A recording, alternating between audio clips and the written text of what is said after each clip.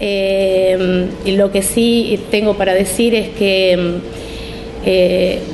sabemos de estas tipificaciones y también desde el año 2003 he tratado de representar a los usuarios de drogas en diferentes espacios internacionales con las diferentes líneas de reducción de daños, y es muy difícil que no podamos conseguir un cambio. Yo creo que la palabra de los usuarios de drogas, muchos también podemos ser profesionales o no. El tema de ser usuario de drogas pasa por todo lo que tiene que ver con el placer. Ayer un compañero me decía que obviamente todo lo que sea bueno, de placer y te ponga alegre, parece que tiene que ser reprimido. Y bueno, no es una lucha fácil poder hablar en primera persona, hacerse cargo, pero creo que tiene que ver desde mi carrera eterna, que es la sociología. Creo que lo que veo es que tiene que ver con lo cultural y tiene que ver con el estigma que tenemos nosotros mismos adentro. Tenemos que dejar de ser hipócritas con uno mismo, primero en uno, después en casa y después hacia el afuera. Este tema de lo profesional, o sea, las organizaciones, cuando conozco la reducción de daño, lo primero que me dicen no es lo que me conviene, sino que la participación del usuario de drogas tiene que estar en la planificación, dirección y ejecución de los proyectos. Creo que no somos los abrepuertas, sino que las personas, los profesionales, los que saben idiomas y los que se relacionan con el exterior de nosotros mismos, o que no tienen la mente limada con tantas sustancias, porque realmente sí afectan, y más cuando van pasando los años, las sustancias, pero que sean ellos los que nos abran las puertas y que ellos sean nuestros intérpretes, pero no en el momento de hablar, porque de hecho lo hemos podido hacer, sino desde lo cultural, para poder despenalizar, descriminalizar, más allá que todo usuario queremos que se legalice para poder terminar, somos el eslabón más flagelado en esta historia. Pero la idea es que una persona tiene que estar, o el profesional tiene que ser consciente a que ellos creen en nosotros, no somos creíbles. Es decir, de hecho, somos un ejemplo hoy, agradezco. También recuerdo cuando Impud nos ofrece el dinero, en México no llegábamos a llevar los compañeros, decidimos esperar y un año después los fondos se sostuvieron, se incrementaron y hoy logramos tener esta reunión. Yo estoy totalmente orgullosa y agradecida a los compañeros de Brasil. Yo no tengo desconformidades y no tengo inquietudes que a veces por internet y por el idioma no se pueden interpretar, pero lo importante es que cada uno de nosotros podamos romper con el estigma con respecto a lo cultural. Digo, la reducción de daños puede llevar a dejar las sustancias, pero tenemos que correr de nosotros la mente de que el ser exusuario tiene categorías. El target de las sustancias, eso es lo que a mí me preocupa como trabajadora y como compañera y en contacto con los usuarios o por edades. Dentro hay estatus dentro de las sustancias, hay estatus dentro de los usuarios, hay estatus dentro de las personas viviendo con VIH. Es una cuestión de que no solo discriminar es el estigma es lo que nos lastima. Discriminar también significa clasificar, y hay cosas que están y que somos más pares, o nos unen o nos desunen.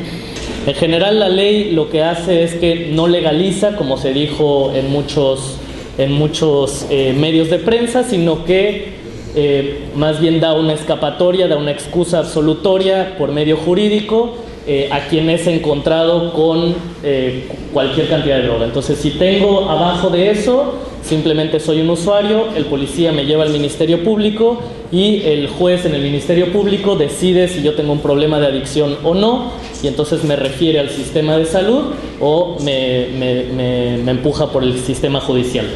Es una especie de corte de drogas. Obviamente eso se presta, como en gran parte de América Latina, pues a interpretaciones y a corrupción y a falta de contrarreferencia entre las instituciones. El año pasado hicimos, por ejemplo, un estudio sobre el número de jóvenes referidos desde el sistema judicial por esta ley al sistema de salud. El sistema de salud tenía muchísimos menos que los que estaba refiriendo el sistema judicial. Entonces, bueno, ahí nos dice que los jueces envían al sistema de salud y el sistema de salud dice, no, pues a nosotros no nos llegan tantos. Y bueno, ahí hay un problema de quién es el trabajo de seguimiento. El póster de allá, nada más como un ejemplo, es un póster que estamos distribuyendo ahorita por todos los ministerios públicos del país, por todas las cortes del país, donde dice particularmente lo que dice la ley y las distintas agravantes que puede tener la ley. Entonces, si yo estoy comprando para un amigo, aunque sea gratis, o estoy distribuyendo, aunque sea gratis, bueno, pues es ya tráfico narcomenudista. si estoy alrededor de una escuela, alrededor de un edificio de gobierno, alrededor de un hospital, bueno, hay agravantes, y eso es lo que explica aquel póster, que tiene la idea de bueno, ayudar a las personas que llegan al sistema. En general, los usuarios jóvenes en México, nuestra última encuesta nacional de adicciones, la ENA 2008, dice que en México hay 1.2 millones de consumidores. Recordar que México es un país de 103, 105 millones de personas. De ese 1.2, 400,000 personas tienen un problema de adicción, o eso es lo que reporta la encuesta nacional. Tenemos ya una nueva encuesta que salió en el 2011, bueno, se hizo en 2011, pero no se ha publicado, entonces, bueno, seguimos pidiendo que se publique.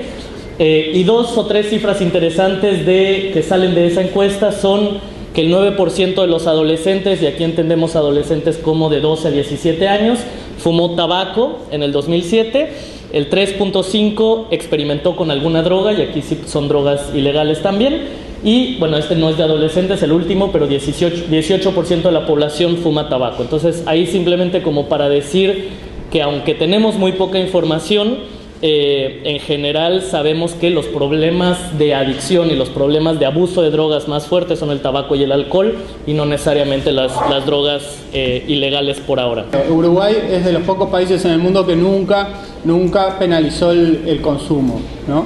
El tema que desde el año 74, un decreto de ley que viene a acompañar las políticas de la Convención de Viena, se marcó esta cantidad de consumo personal en una cantidad mínima, y la ley 17.016 lo que hace es modificarlo como cantidad razonable.